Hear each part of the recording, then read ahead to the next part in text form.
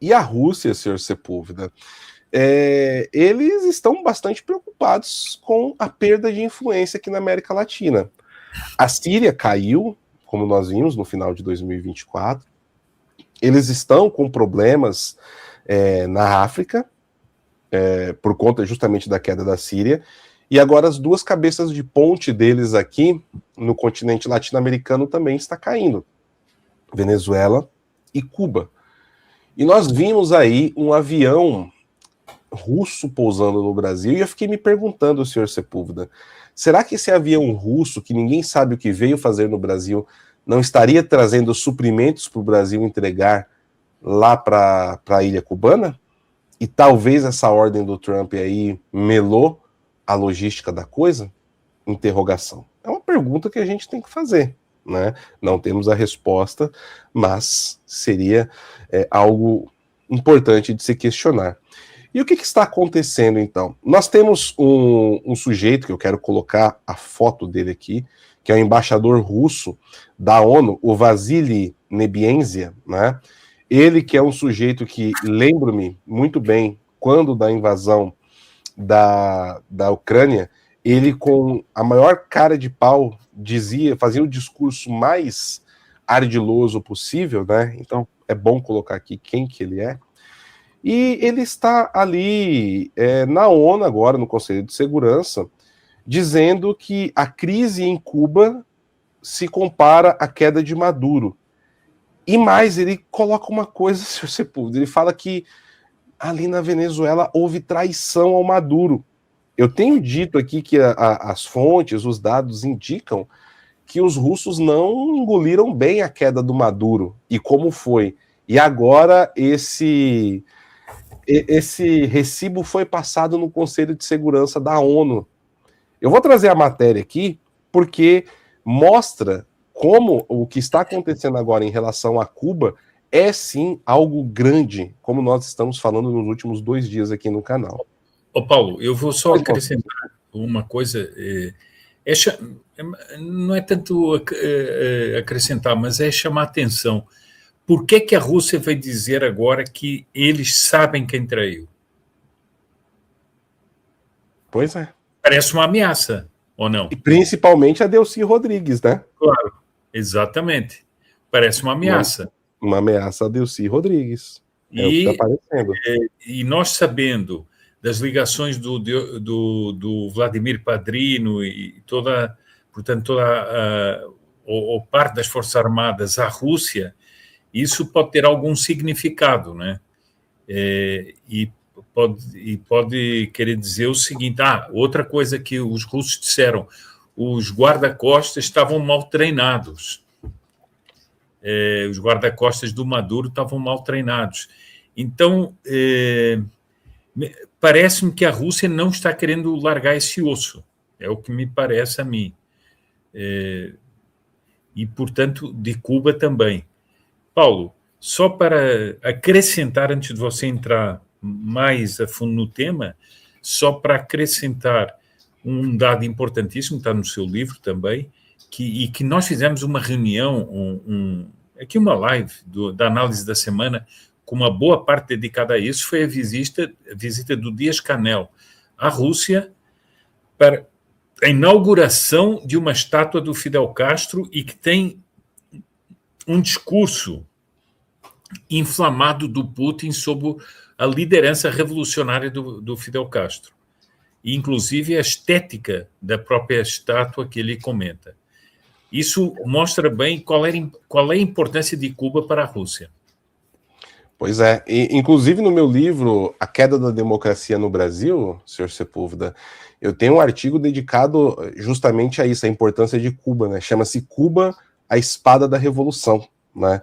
Que eu falo da deferência dos chineses, dos russos, à Revolução Castrista, né? E como ela é importante. Não é só uma ilhota lá solta, ela tem um valor e uma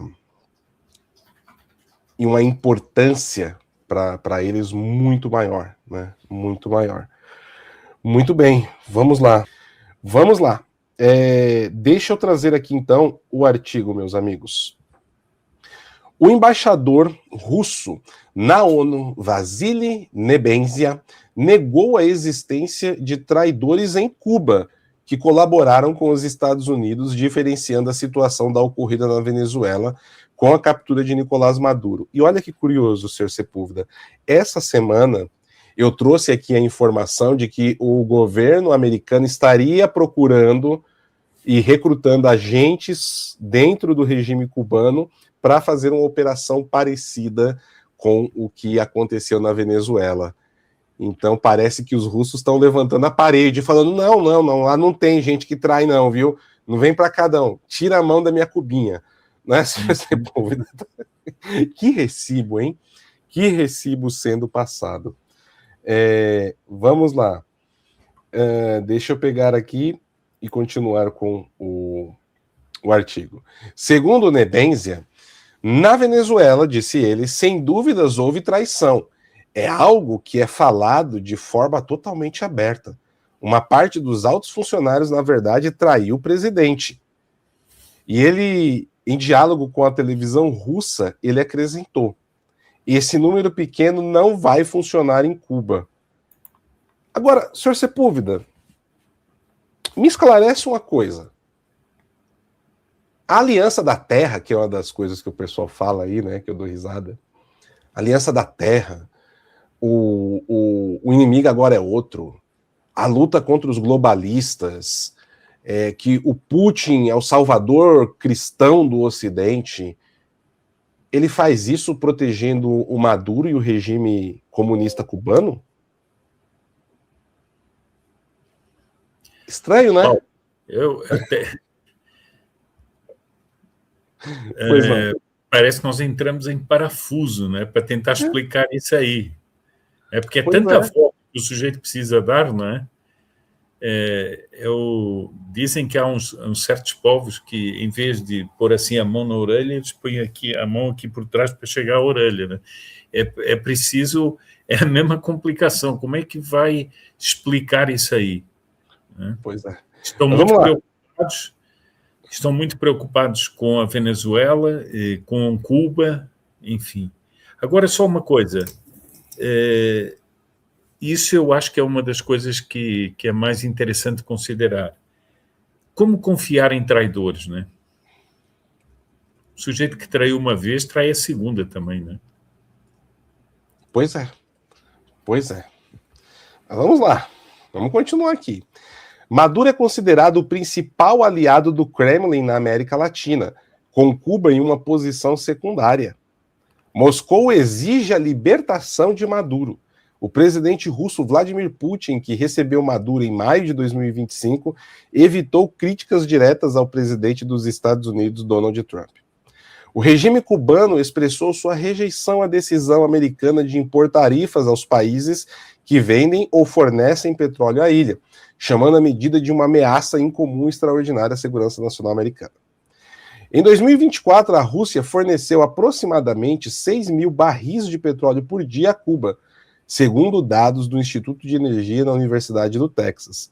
Aqui vale ressaltar, Sr. Sepúlveda, que no meu livro também, O Foro de São Paulo e a Pátria Grande, eu mostro em detalhes como o Vladimir Putin salvou o Maduro de ser derrubado, tá, pela própria população. E nós não vimos na época o Lula falar: não, o Putin não pode se intrometer na Venezuela, os venezuelanos que têm que resolver os seus problemas. Pelo contrário, o Lula se aproveitou disso, da brisita bolivariana criada, e enviou seus emissários a Caracas para ter, junto com os russos, naquilo que marcou o renascimento do Foro de São Paulo em 2019. Está tudo registrado aí no meu livro, né? O discurso do Lula não foi, não, os venezuelanos têm que resolver os seus problemas. Quando o companheiro Putin salvou aí o Nicolás Maduro de ser arrastado em praça pública pelo povo venezuelano. Continuando aqui, eu já estou fazendo meus comentários aqui durante, Sr. Sepúlveda. Deixa-me pegar aqui. O ministro do interior russo, o Kremlin, descreveu recentemente como alarmante a notícia de um possível bloqueio total a Cuba pelos Estados Unidos, com o objetivo de forçar a mudança de regime. O ministro do Interior russo, Vladimir Koloskoltsev, se reuniu na semana passada com Raul Castro durante sua visita à ilha.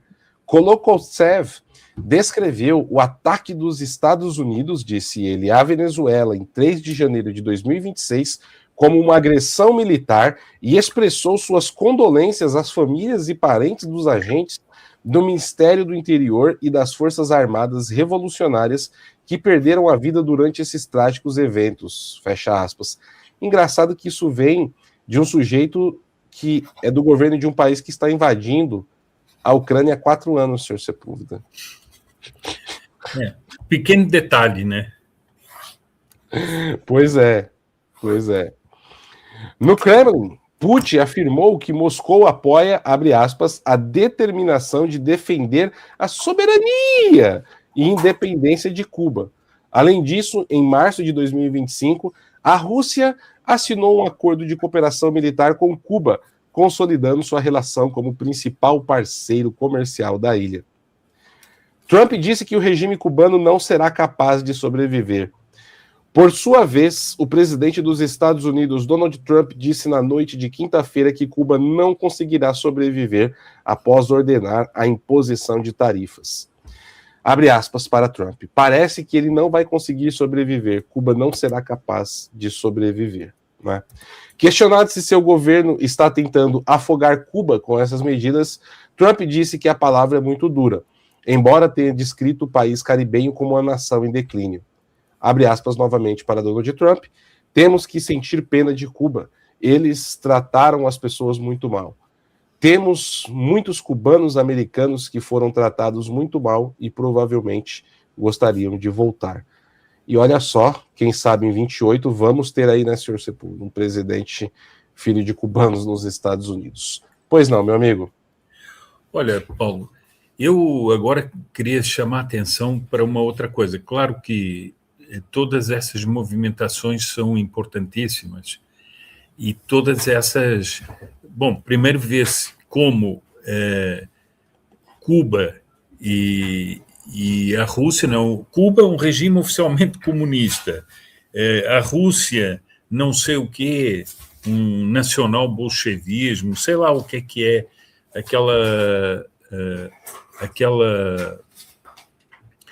aquele regime do Putin, mas herdeiro certamente de todos os sistemas da KGB, né? Eu diria só o seguinte, Paulo, nós podemos estar prestes a assistir uma grande mudança no panorama internacional, porque Cuba, apesar de ser muito pequeno, é um regime, parecia um regime intocável.